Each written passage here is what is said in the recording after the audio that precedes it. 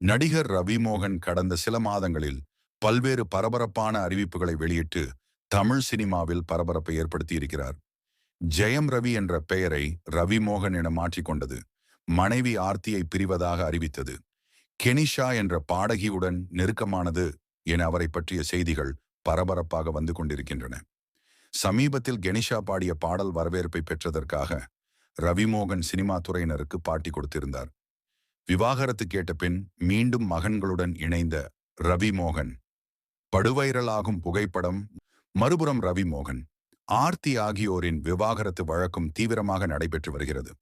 தங்களுக்குள் இருக்கும் பிரச்சனை பற்றி அறிக்கை எதுவும் வெளியிடக்கூடாது என நீதிமன்றம் தடை விதித்திருக்கிறது. ரவிமோகன் தனது மகன்களை கூட விட்டுவிட்டு போய்விட்டார் என ஆர்த்தி முன்பே குற்றம் சாட்டியிருந்தார். இந்நிலையில் இன்று ரவிமோகன் தனது 2 மகன்களையும் சந்தித்து பேசியிருக்கிறார். மூத்த மகன் ஆரவ் பிறந்த நாள் என்பதால் அவர் சந்தித்து கொண்டாடி இருக்கிறார்.